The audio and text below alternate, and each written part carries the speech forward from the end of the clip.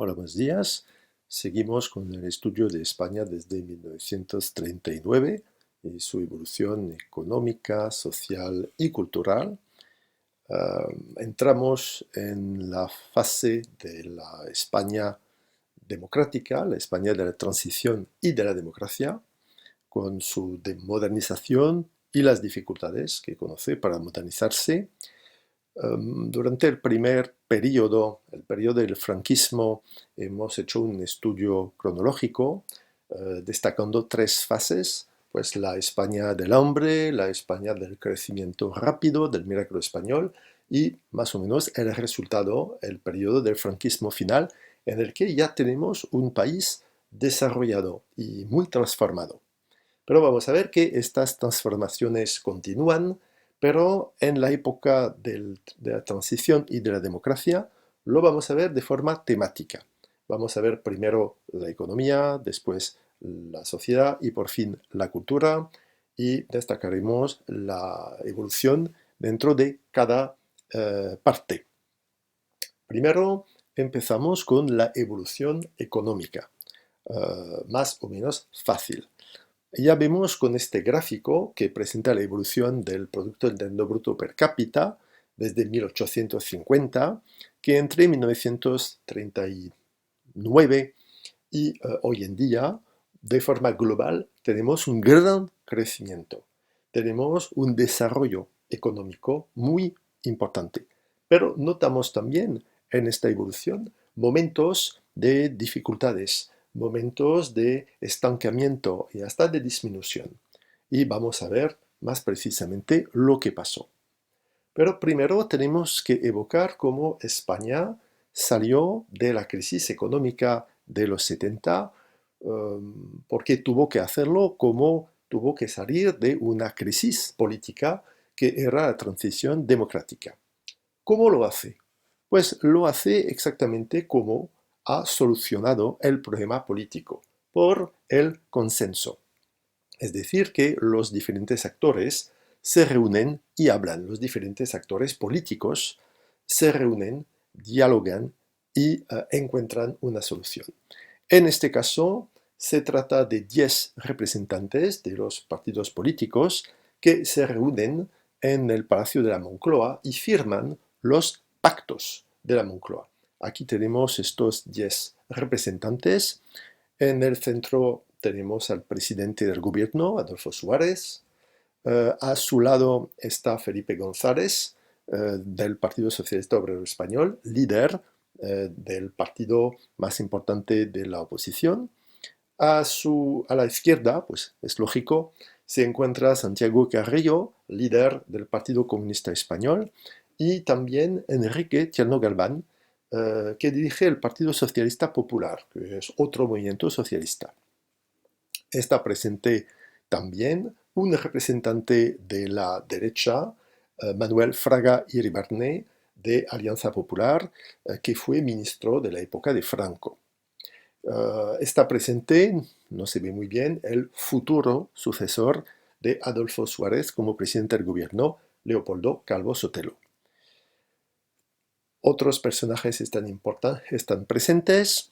Son dos representantes del Partido de los Socialistas de Cataluña, un representante de Convergencia Democrática de Cataluña, entonces tenemos tres catalanes, y para acabar tenemos también un vasco que representa el antiguo Partido Nacionalista Vasco.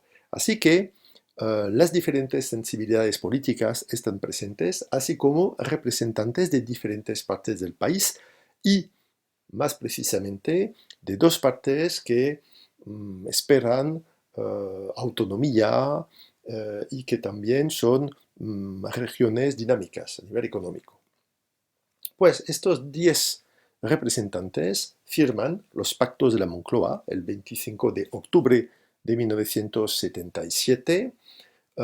Se llama así por firmarse en el Palacio de la Moncloa, que en realidad es todo un complejo que se sitúa al noroeste de la capital, de Madrid, y se trata a la vez de la residencia del presidente del gobierno y pues de su lugar de trabajo, donde se reúnen sus equipos.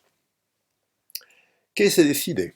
Bueno, en los pactos de la Moncloa hay dos objetivos. Primer objetivo, reducir la inflación, que se ha vuelto muy importante, superando el 20%. Por eso hay que devaluar la peseta, lo que permite limitar las importaciones y facilitar las exportaciones. Y limitar las importaciones, pues limita el consumo de los españoles. Se controla también el gasto público. Y otro objetivo, se trata de repartir equitativamente los costes de la crisis. Hay que hacer esfuerzos y se hace, y se admite, se acepta, porque todos tienen que hacer esfuerzos. Se hace, por ejemplo, una reforma fiscal con un impuesto progresivo sobre la renta que se establece por fin. Entonces, hay hay impuestos más justos, mejor repartidos y, es la verdad, un poco más importantes también.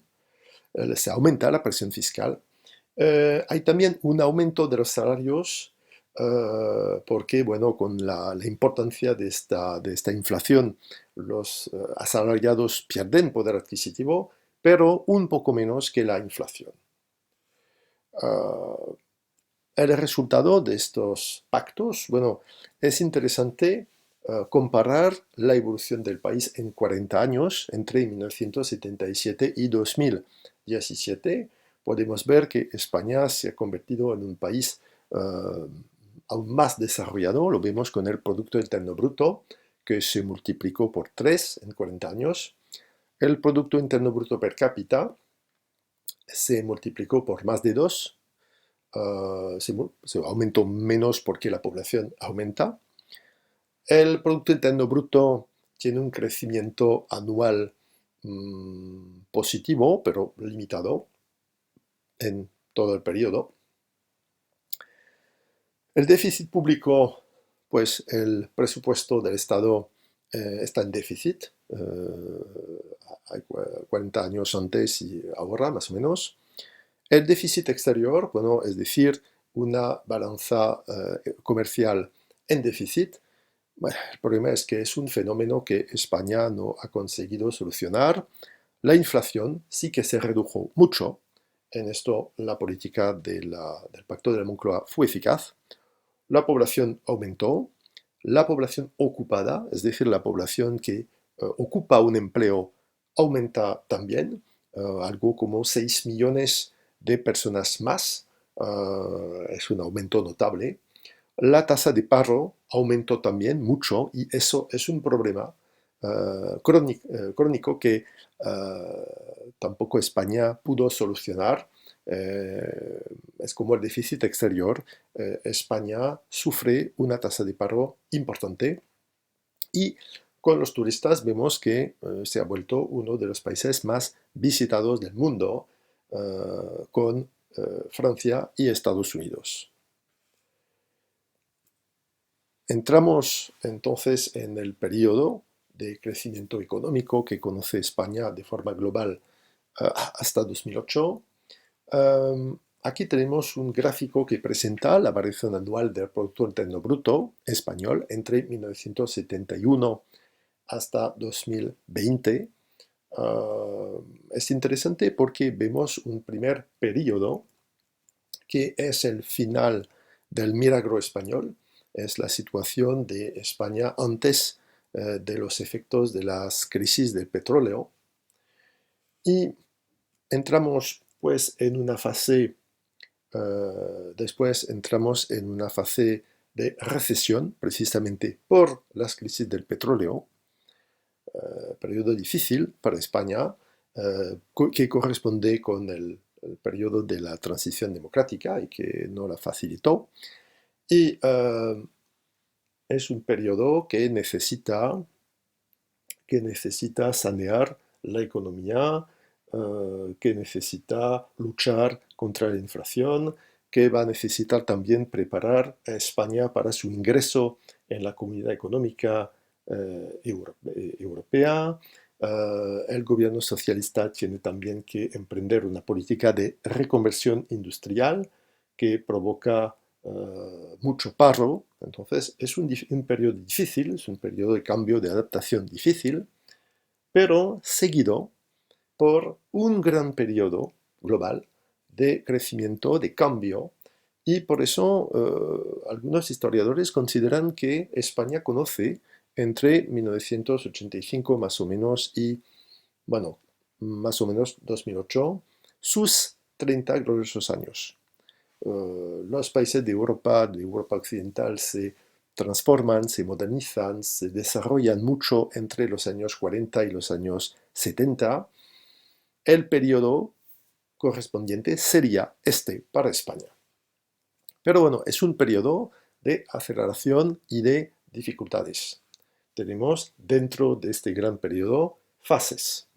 Vamos a encontrar, por ejemplo, pues una fase de crecimiento después del periodo de ajuste.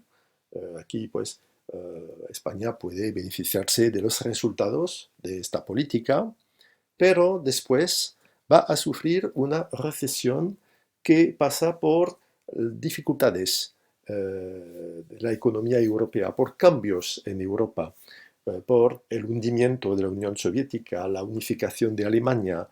Hay también una recesión en Estados Unidos. Bueno, es un periodo difícil, crecimiento flojo, inflación y paro, mucho paro. Periodo seguido por una fase de crecimiento que corresponde con el gobierno del Partido Popular en el poder. Es un periodo de recuperación mundial. Los tipos de interés disminuyen, es decir, que es más fácil invertir y consumir. El crédito cuesta menos. Se crearon 2 millones de empleos en España. Es un periodo entonces muy favorable, pero un periodo seguido por una crisis financiera. 2008, crisis financiera en Estados Unidos, es el fenómeno de las hipotecas basura. Lo que pasa es que por préstamos peligrosos, bancos de Estados Unidos se encuentran en peligro, en situación muy difícil. A partir de este momento, obtener un préstamo en Estados Unidos y en el resto del mundo se vuelve mucho más difícil, y por eso el consumo disminuye, se desata una crisis inmobiliaria y también industrial. Las familias no pueden pedir préstamos, las empresas tampoco, y es un periodo entonces de grandes dificultades. En España el paro se disparó y fue pues muy difícil.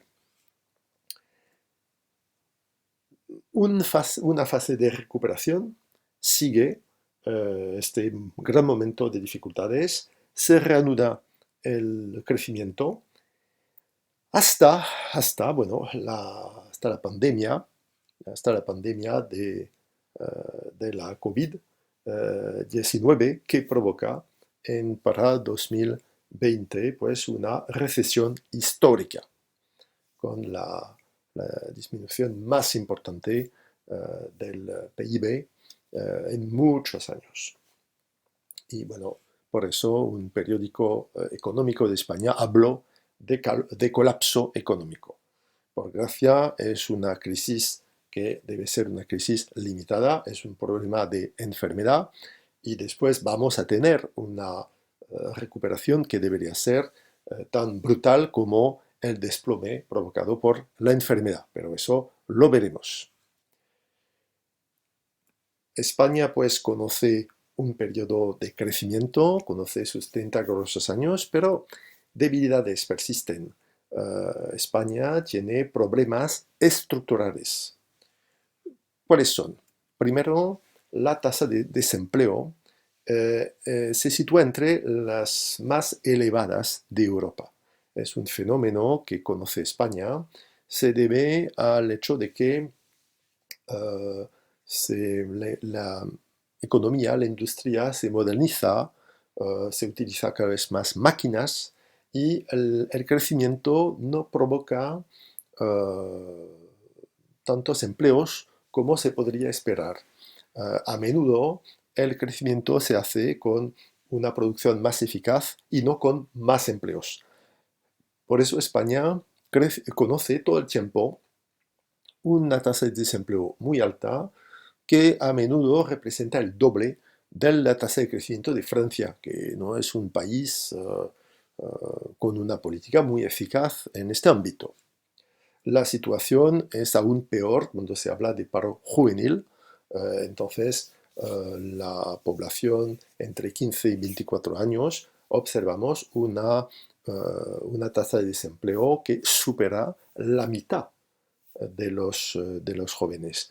Y eso, por supuesto, es una catástrofe a nivel económico, a nivel social, a nivel psicológico, que provoca un nuevo periodo de inmigración. Otra debilidad, España sufre un déficit exterior, un déficit de la balanza comercial, más o menos permanente. Es un país que importa mucho energía, productos industriales.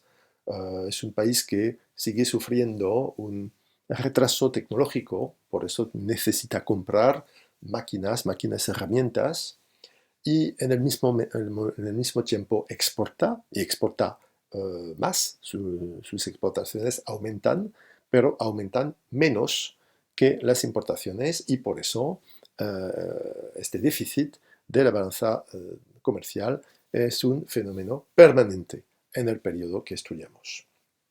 Otra debilidad, el crecimiento español se apoyó demasiado en el mercado inmobiliario. Y eso provocó, en el mismo momento que la crisis de 2008 en el mundo, una crisis específica en España con una burbuja inmobiliaria que estalla. Entonces, España tiene su propia crisis en el mismo momento que la crisis mundial, lo que provocó pues una situación económica muy difícil.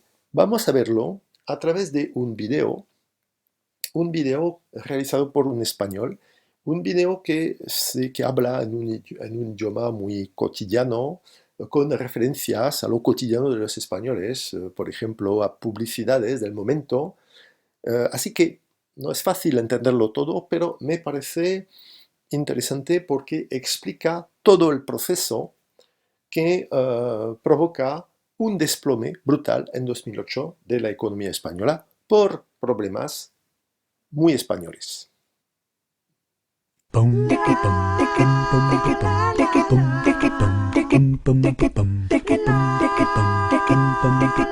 Año 2011. Spain, después de un fiestón padre, está sumida en una resaca económica del copón. El país está jodidamente jodido.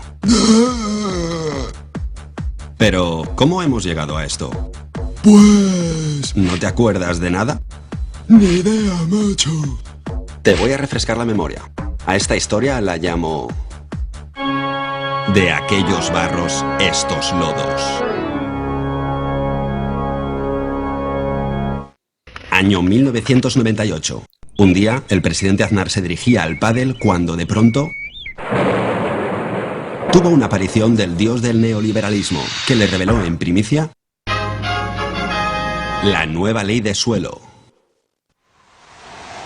Esta ley proponía privatizar el mercado del suelo y fue copiada con entusiasmo por ayuntamientos y autonomías de todo signo político.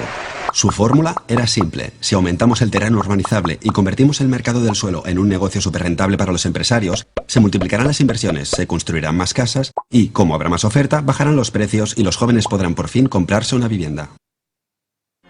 Y así fue. Se hizo realidad el Spanish Dream y todos fuimos felices en el país de la gominola.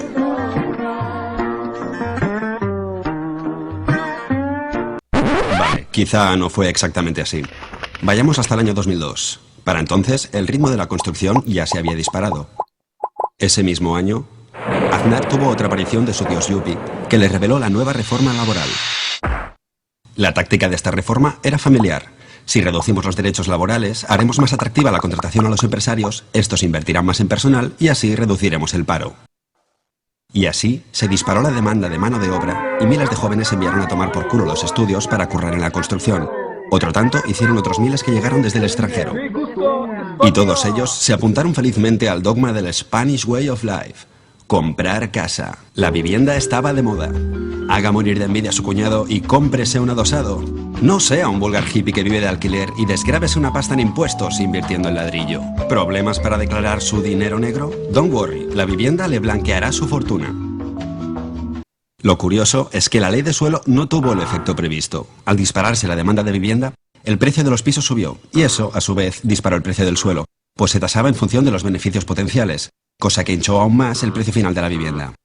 No cabe decir que este margen de beneficios atrajo a miles y miles de simpáticos especuladores. Resultado, el precio de la vivienda se disparó en solo 4 años. Si vamos hasta el 2005, la burbuja ya estaba desatada y España construía en un año más vivienda que Francia, Alemania e Italia juntas. Veamos, a esta playa le falta vidilla. Así está mejor. ¿Y este idílico bosque?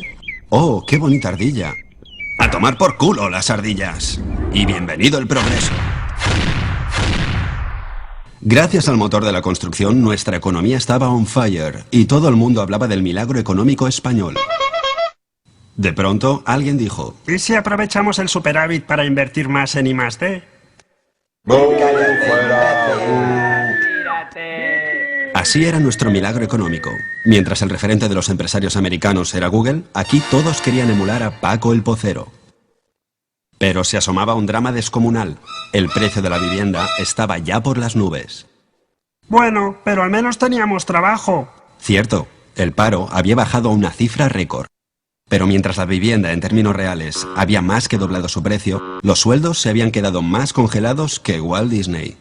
Vamos, que aun estando en el mayor periodo de bonanza de la democracia, la mayoría cobraba un SDM, también conocido como un sueldo de mierda. Pero, si la vivienda está más cara y los sueldos son los mismos, ¿por qué la gente sigue comprando pisos? Bueno, aquí es donde aparece tu amigo el banco. Bancos y cajas no querían perderse el festín y empezaron a rebajar exigencias para conceder créditos. Hola, gano un sueldo de mierda y mi avalista es una tortuga con gorra. Hipoteca al canto. Y tranquilo, para que pueda asumir las cuotas les tiraremos la hipoteca a 40 años. Y si algún día no puede pagar la hipoteca, como los precios siempre suben, vende la casa, recupera la inversión y encima gana dinero. Y recuerde, la vivienda nunca baja. Además, le hincharemos el crédito para que se pague un cochazo, un crucero, una pantalla plana y un smartphone con Wi-Fi y Grommen Hour. Y así, por primera vez en la historia, con un sueldo de mierda podías vivir de puta madre. ¡Soy rico! Pero si saltamos hasta el 2007, veremos un panorama dantesco. La deuda de administraciones, familias, empresas era ya descomunal. Como descomunal era la deuda de las cajas con otras entidades financieras. El país entero había raptado a la tía de la lejía y la obligaba a traer más y más dinero del futuro. En otras palabras, no es que nuestra habilidad por crear riqueza trajera consigo el crecimiento, sino que el único motor de riqueza era el crecimiento en sí, y ese crecimiento solo existía gracias a la deuda. Año 2008. La vivienda ya era tan cara que algunos debían hipotecarse a 40 años para vivir en un zulo. Había que parar aquello de algún modo, pero nadie sabía cómo. España entera era como la orquesta del Titanic, tocando sin parar mientras el barco se hunde. Hasta que al fin estalló una crisis crediticia en Estados Unidos que se contagió rápidamente por todo el mundo. Y, de la noche a la mañana, los bancos dejaron de prestar dinero, los inversores dejaron de comprar deuda y el pánico se desató. Como nadie prestaba dinero, se produjo un efecto dominó. El consumo se desplomó, se contrajo la economía, las empresas empezaron a hacer despidos en masa y las familias sin trabajo fueron expulsadas de sus casas por impago. Sin darnos cuenta, habíamos llegado a ese futuro al que habíamos estado robando el dinero.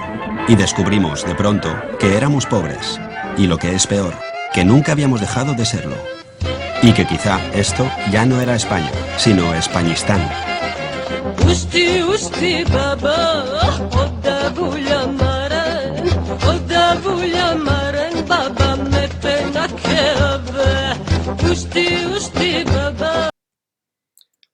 Bueno, una presentación con muchos colores que lo explica muy bien.